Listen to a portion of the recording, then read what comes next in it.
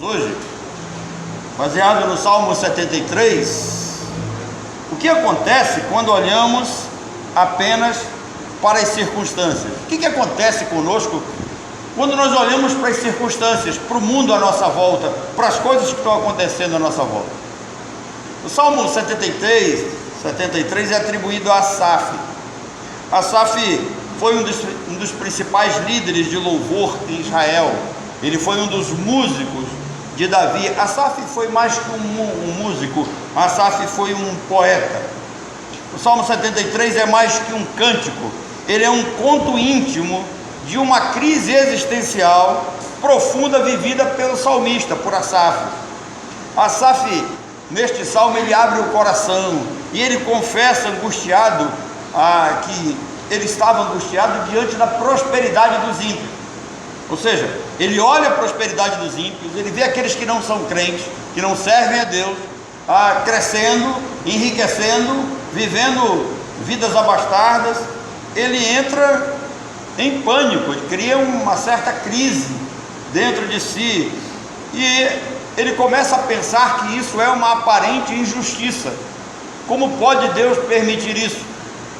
Se aqueles que o servem passam certas dificuldades, enquanto que os ímpios vivem uma vida boa. Então ele começa esse salmo com o coração perturbado, mas o que é interessante é que ele termina com uma poderosa declaração de confiança em Deus. Asaf começa o Salmo 73 fazendo uma declaração: com certeza Deus é bom para Israel, Deus é bom para Israel, Deus é bom para conosco. E ele diz mais: Deus é bom para os puros de coração. Essa é uma verdade absoluta. Deus é bom, mesmo quando nós olhamos apenas para as circunstâncias. Deus é bom, e este é um dos fundamentos, é uma das bases da nossa fé. Nós é que não conseguimos ver que Deus de fato só faz coisas grandes, que Deus de fato faz coisas boas para conosco. Asaf revela então que há um conflito no seu coração. Ele reconhece que Deus é bom, mas confessa que quase tropeçou, que quase ele se desviou. O seu coração estava praticamente se desviando do Senhor ao olhar a prosperidade dos ímpios. Então ele está olhando as circunstâncias, ele está vendo o povo de Deus passando necessidade, e ele está vendo a prosperidade dos ímpios. Então ele começa a entrar em parafuso, e ele estava tão incomodado que ele descreve como os ímpios vivem numa boa e sem preocupações, aparentemente, né? Um dia eu li um livro intitulado O Mito da Grama Mais Verde. Esse livro fala que nós sempre olhamos a grama do vizinho, parece que a grama do vizinho é sempre mais verde do que a nossa, a grama do vizinho está sempre melhor que a nossa. Nós sempre invejamos a vida dos outros, nós sempre desejamos a vida dos outros, nós sempre achamos que a maneira como os outros vivem é sempre melhor do que a nossa. E como povo de Deus, quando nós entramos por esse caminho, quando começamos a olhar dessa forma, nós começamos também a entrar em parafuso. Então Asaf fica pensando que enquanto ele buscava servir a Deus, enquanto ele procurava ser reto, fazer a coisa certa, viver de modo puro e justo, ele estava sofrendo. Ele via o povo de Deus sofrendo. E aqui cabe uma pergunta, né? Quantas vezes nós nos sentimos assim? Quantas vezes nós achamos que o mundo é ruim para nós?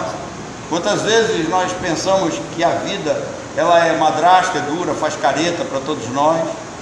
Essa parece ser uma luta que habita o coração do homem. Nós sempre estamos insatisfeitos com alguma coisa, nós sempre desejamos mais além do que temos, nós sempre ficamos esperando receber mais além do que Deus nos dá. É possível que um dia, né, todos nós já tenhamos nos perguntado: será que vale a pena ser fiel? Será que vale a pena continuar servindo a Deus, tendo que passar por dificuldades na vida? Compensa mesmo ser fiel, ser justo? Essas são perguntas que acabam habitando a alma humana e criando um certo rebuliço no nosso interior, mexe conosco. Essa tensão ela é atual. Muitas vezes nós olhamos ao redor e pensamos: será que vale a pena continuar sendo honestos.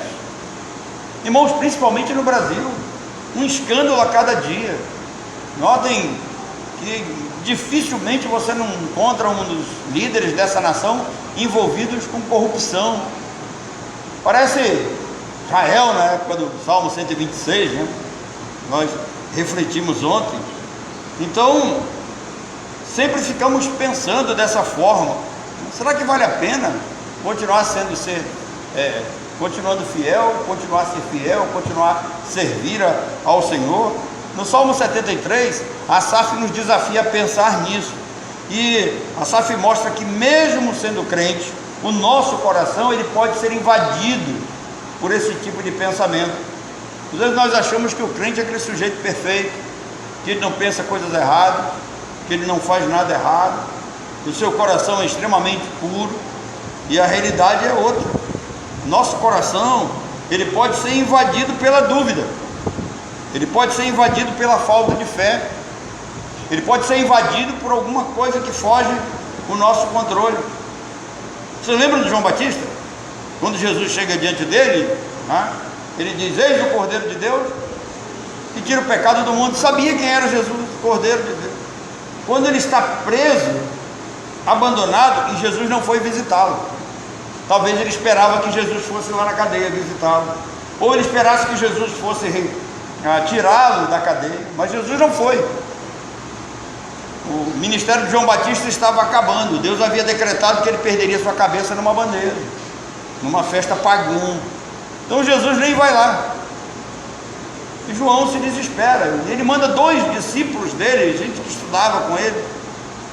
Ele diz: vai lá saber se ele é o Messias realmente. Como pode um homem que num dado momento ele diz: eis o Cordeiro de Deus, aquele que veio para morrer, o Messias, que veio para tirar o pecado do mundo. Num outro momento ele diz: vai lá saber se verdadeiramente esse é o Messias. Então, o nosso coração ele pode ser invadido pela dúvida, nosso coração pode ser invadido pela falta de fé, o nosso coração pode ser tomado por uma inveja que incomoda e abala a nossa confiança em Deus. Então é necessário que sejamos sóbrios, que sejamos vigilantes. Preste atenção: se Asaf passou por essa situação, imaginem nós. Asaf diz que ele quase se desviou, que ele quase virou as costas para o Senhor. Ele olha para os ímpios e vê a prosperidade, a saúde, a riqueza e a aparente tranquilidade que o ímpio vive. Eu não sei se você já passou por essa experiência, mas parece que Asaf estava olhando o seu vizinho que é ímpio. Quando ele abre a casa, o vizinho está ouvindo a sofrência dele, está tomando uma, está limpando a casa, está fazendo, né? E ele acha que isso é felicidade. Então, Asaf diz que quando a gente olha as circunstâncias, quando a gente olha essas coisas, o nosso coração pode ser invadido por esse sentimento de dúvida, por essa falta de fé, por esses questionamentos, e isso pode abalar a nossa confiança em Deus. Asaf então ele diz que ele quase se desviou por ver os ímpios passando por esses momentos que aparentemente aos nossos olhos são bons. E mais, Asaf diz nesse salmo que ele sofria apesar de buscar ser justo. Então ele olha para a nação onde ele vive e ele procura ser justo, procura fazer as coisas certas, procura ser reto diante de Deus, e parece que aos seus olhos os ímpios estão melhores do que ele. Não sei se o seu coração já foi invadido por esse tipo de sentimento, mas ele faz essa pergunta. Agora preste atenção: é fácil cair na armadilha da comparação. É fácil cair na armadilha da comparação. Evite fazer comparações. Evite. Não faça comparações. Tá? Busque sua própria vida, busque seu próprio caminho com o Senhor, desenvolva suas próprias experiências com Ele, mas evite comparação. O mundo ele pode parecer vantajoso, o ímpio pode parecer que está se dando bem, mas na realidade é uma ilusão. Esse ser humano, na realidade, ele vive uma vida vazia. Na maioria das vezes ele vive um projeto de vida que não vai do prato à boca, que não passa do prato à boca. porque ele trabalha para comer e come para trabalhar.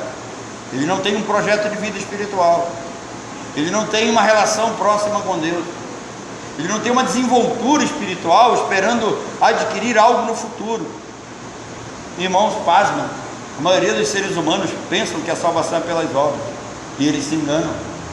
Às vezes nós achamos que tem até crentes dentro da igreja que pensam que a salvação é pelas obras, que suas obras vão fazê-los vitoriosos. Então Asaf dá uma olhada aqui, ele faz esse contraste, ele olha o ímpio, ele olha as circunstâncias, ele vê as dificuldades que o crente passa, e ele começa a pensar, será que vale a pena continuar? Então seu coração é invadido, é tomado pela dúvida. Agora, mesmo o salmista, ele nos ensina uma coisa interessante, ele diz, olha, não olhe para as circunstâncias. Nos versos de 15 a 20, Asaf, ele vai mostrar para nós que tem uma virada espiritual. De repente a chave muda, de repente as coisas mudam. Esse homem angustiado, esse homem perseguido pelos seus próprios pensamentos, esse homem que olha as circunstâncias, que começa a exaltar o ímpio, se diminuir diante de Deus, de repente acontece alguma coisa na vida dele, na realidade acontece um milagre. E quando é que isso acontece? Eu não sei se vocês prestaram atenção, eu parei aí a leitura do Salmo para que ficasse guardado na vida de vocês. A mudança acontece quando Asaf faz algo que muitos de nós ignoram. A mudança na vida dele, os pensamentos começam a entrar no lugar, ele volta a confiar no Senhor, ele volta a ser feliz, ele volta a viver com alegria, quando ele faz algo que hoje não se dá valor. Na maioria das vezes, nós deixamos isso em segundo plano. Sabe o que acontece? O Salmo diz que Asaf foi ao templo, Asaf foi ao culto, Asaf entra no templo, e a Bíblia vai chamar de santuário de Deus, e aí a coisa muda. E isso me faz lembrar uma música do Osés de Paula, lembra? Entrei no templo, dobrei os meus joelhos para conversar com o Senhor, desiludido do mundo, no peito um sofrer profundo, sem paz, sem fé, sem amor. Ajoelhado senti o meu pecado e o grande mal que ele me fez. Mesmo sem ter merecido, estava arrependido, pedindo perdão mais uma vez. Não sei se vocês conhecem essa música, esse cântico, mas seria bom que você ouvisse. Ele diz que, porém, Deus e Jesus não se esquecem de um pecador que padece, que não tem alegria em pecar. Ele diz que agora ele é um novo crente, olhando só para frente, feliz com Deus e sempre a cantar. Então, no verso 17, acontece um milagre, tem uma mudança na vida de Asaf, acontece uma mudança de pensamento e de atitude, ele vai ao templo. Preste atenção, é o inimigo das nossas almas que quer que você não venha ao templo. Recentemente nós passamos por uma pandemia, não é? Vocês já esqueceram da pandemia de Covid-19? O que foi que mais vocês ouviram? Fiquem em casa. Igreja, fique em casa. Não vai para o templo, não se reúnam, vocês vão ser contaminados. Fique em casa. É o inimigo que fala para nós ficarmos em casa. E quando nós ficamos em casa, quando nós olhamos para dentro dessa nossa vida fechada entre quatro paredes, e que nós abrimos a porta e a janela e olhamos a casa do ímpio, nós achamos que eles são mais felizes do que nós. E aí o nosso pensamento é tomado, nossa vida é invadida por esse tipo de pensamento, e a nossa atitude muda. E aqui eu quero deixar essa máxima com vocês: sempre acontece um milagre quando nós nos reunimos como igreja. Eu faço uma pergunta para vocês hoje: quantos não gostaram do culto de ontem? Os que estiveram lá, quantos não gostaram? Levanta a mão, por favor. Então, sempre acontece um milagre quando nós nos reunimos como igreja, quando cantamos ao Senhor, quando oramos, quando ouvimos a sua palavra.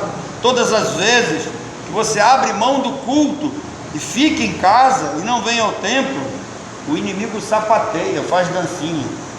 ele bota um sapatinho de fogo e fica rindo de você. Ele ganhou mais uma.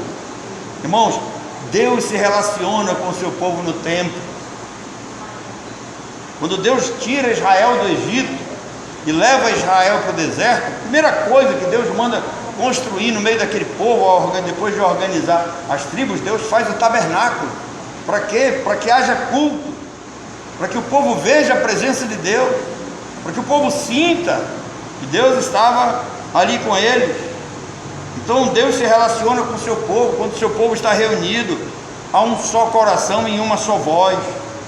No templo, o pardal encontra casa, né, diz o salmista, a andorinha, ninho para si.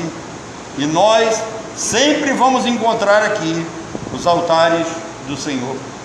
É no templo que acontece a transformação. Ele disse: até que entrei no santuário de Deus, e aí eu compreendi o fim deles.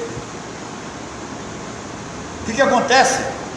Quando você vem aqui e você ouve a palavra da graça, a palavra de salvação, você sai daqui convicto de que você é perdoado, de que você foi escolhido, de que você é amado, que você teve seus pecados perdoados, que Cristo foi à cruz por você, que Deus guarda você, que você tem uma igreja orando por você, que você tem irmãos que se preocupam com você.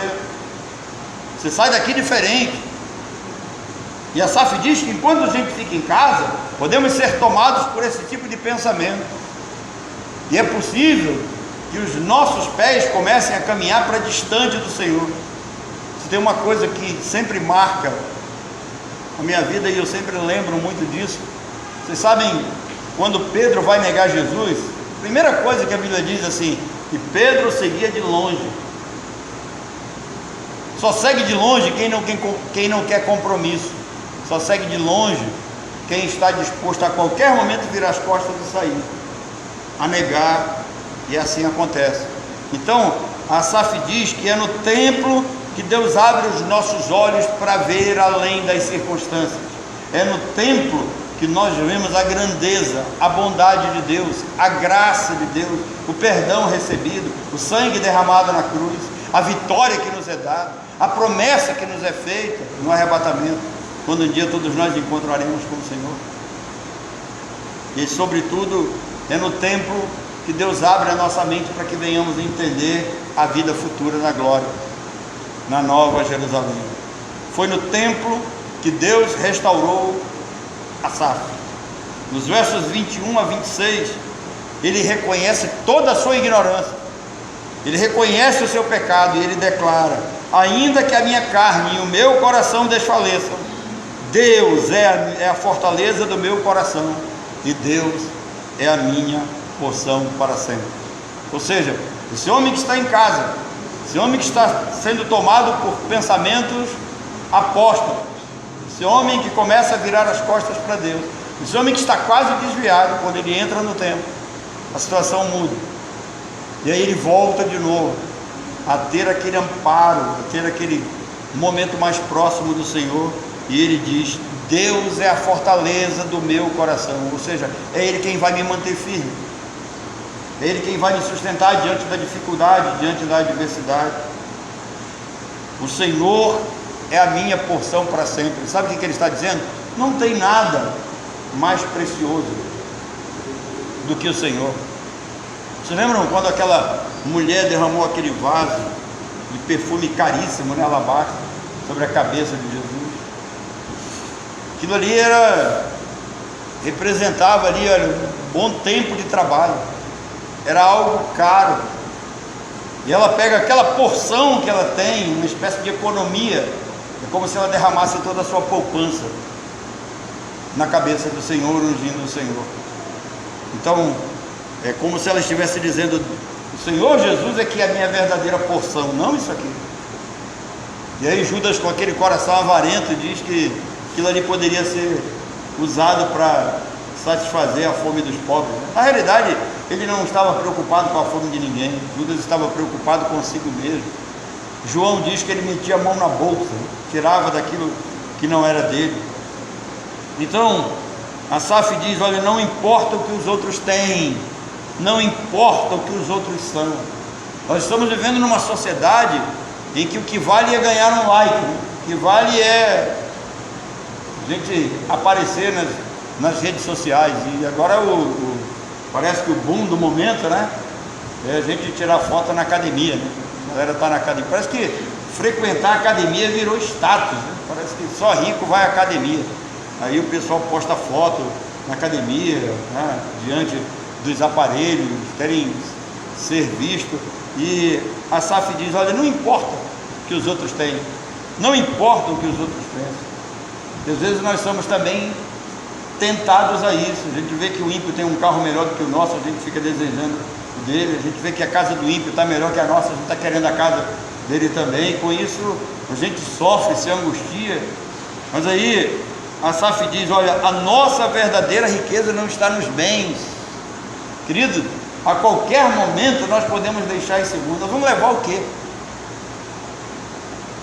Nós vamos levar o quê? E o que vai ficar aí pode ser destruído de uma hora para outra. Alguém lembra de uma loja chamada Moto Importadora aqui em Manaus, não é? Lembra da Moto Importadora? Quando o dono morreu, em meses destruíram o patrimônio todo, acabou. Então, não importa o que os outros têm, Deus é que é a nossa porção eterna, Ele é o nosso escudo. Deixa eu colocar um acabamento aqui. A SAF diz que os que se afastam de Deus, eles perecem. O que ele está dizendo? Que o ímpio vai perecer. Ele diz que o bom é o crente que está junto a Deus. A SAF, ele nos desafia a viver com os olhos fixos na eternidade. Notem o que Paulo nos deu como conselho. Ele disse: pensai nas coisas lá do alto, onde Cristo vive. Ou seja, tira o pensamento daqui dessa terra. Sua vida é importante aqui, seu trabalho é importante, sua atividade mas você não vai ficar aqui para sempre. Pense nas coisas espirituais, procure as coisas lá do alto. Então a SAF nos desafia a ficar olhando fixamente para a eternidade, confiando que Deus vai nos dar uma recompensa muito maior do que nós temos. Irmãos, quando nós lemos a descrição da Nova Jerusalém, faz até vergonha olhar para isso aqui. Eu sei que você que tem seu carro, você sabe o quanto você gasta com suspensão, porque as nossas ruas são cheias de buracos, as sarjetas. Eu lembro do meu neto, quando eu vou deixá-lo na escola, e quando eu paro o carro, a primeira coisa que ele diz: vovô, cuidado com a lama. As sarjetas são lameadas, as ruas esburacadas, as pessoas nos olham como alguém sem valor. E aí a Nova Jerusalém é descrita como ruas de ouro. O contraste que nós vamos viver lá vai ser interessante, porque nós vamos lembrar de que aqui às vezes nós brigávamos por coisas insignificantes, e lá Deus vai nos dar coisa muito maior, muito mais superiores. Então a SAF reconhece toda a sua ignorância, a sua falta de compromisso com Deus naquele momento.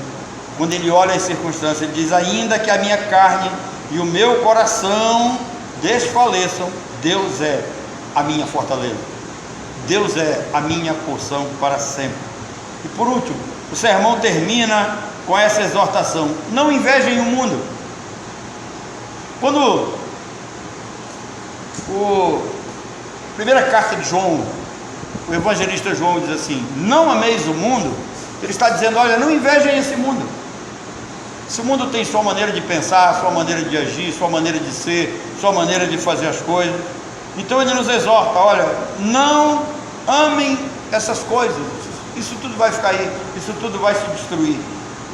Não invejem o mundo, mas alegrem-se na presença de Deus, alegrem-se no Senhor. A SAF diz: Deus é suficiente. A verdadeira prosperidade é viver perto de Deus, é não acumular riquezas passageiras. E aí parece que, para entendermos melhor isso, dá para a gente dar uma olhada em Lucas 16. Vocês lembram Lucas 16, quando Jesus conta a história do rico e do Lázaro, rico que vivia no luxo, enquanto Lázaro, o mendigo, tinha vivia daquilo que caía das migalhas, né, da mesa do rico. E aí, olhando apenas as circunstâncias, o rico parecia abençoado e Lázaro não. Então notem o que é olhar apenas o superficial, notem o que é olhar apenas as circunstâncias. Nós temos então Jesus contando uma história de um rico que aparentemente vivia muito bem. Os antigos usam o termo regaladamente, né? Ou seja, o sujeito tinha tudo, mas aí Jesus continua a história e diz que ambos morrem. E aí é que está o problema. Quando eles morrem, a realidade eterna foi revelada. Lázaro foi consolado, enquanto o rico foi atormentado no inferno. Assim como Asaf percebeu no templo que a prosperidade do ímpio é passageira, Jesus está contando a mesma coisa para nós aqui. A prosperidade do ímpio vai ficar aqui, mas nós vamos levar o que nós temos de bom para a eternidade, que é a graça, o perdão de Deus e a salvação em Cristo Jesus. Asaf e Jesus dizem que enquanto os crentes receberão o consolo eterno, os ímpios sofrerão para sempre, eternamente no inferno. E aqui eu quero chamar sua atenção para um detalhe. Eu já falei isso para vocês, e um dia eu fiquei me questionando, por que Deus criou esse mundo? Qual a principal razão de Deus ter criado esse mundo?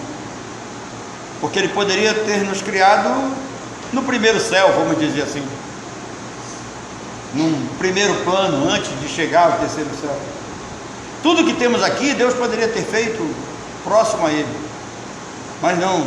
Deus cria esse mundo e Ele coloca uma coisa aqui chamada tempo, e o tempo nos aflige. Já está até aí provado cientificamente que só o planeta Terra possui tempo. Então, enquanto nós estivermos aqui, nós vamos pensar na eternidade. Quando a gente pensa que nós vamos gozar o bem na eternidade, enquanto o ímpio vai sofrer eternamente, o nosso coração pode ser afligido. Mas entenda uma coisa: quando nós sairmos desse mundo, o tempo vai deixar de existir. A eternidade vai ser sempre agora, vai ser sempre o momento. Então, ninguém vai sentir o peso da eternidade, porque nós vamos viver o momento. E aí é que está o X da questão. Para os salvos, é viver o momento com Deus, com Cristo, na glória celeste, usufruindo de tudo que tem de melhor. O presente para o ímpio é sofrimento. E aí a história que Jesus conta mostra um homem em desespero, quando ele vê a sua realidade depois da morte, a qual ele não tem mais como resolver o problema, ele não pode mais voltar. E aí ele se desespera e pede para que alguém seja enviado à sua casa para falar do Evangelho da Graça para os seus parentes. E aí a resposta é: lá tem Moisés e os profetas. Sabe o que ele está dizendo? Lá tem a palavra, a lei e a profecia, eles que creem. Então o Evangelho do Reino é essa semente que é pregada, que é lançada na terra. Aqueles que verdadeiramente creem, eles vão dar fruto para a glória do Senhor. Aqueles que vão rejeitar essa semente, infelizmente eles vão viver seu momento fora do Senhor. E o que realmente importa, diz Asaf, é estar perto do Senhor. Por isso ele conclui dizendo no verso 28: para mim bom é estar junto a Deus. O Senhor nos abençoe. A gente aprenda isso, valorize o culto, esteja no templo. Aqui Deus sempre opera um milagre, aqui as chaves sempre viram. A palavra que ouvimos sempre faz diferença na nossa vida. A comunhão que temos em Deus e em Cristo sempre vai fazer algum tipo de diferença na nossa vida.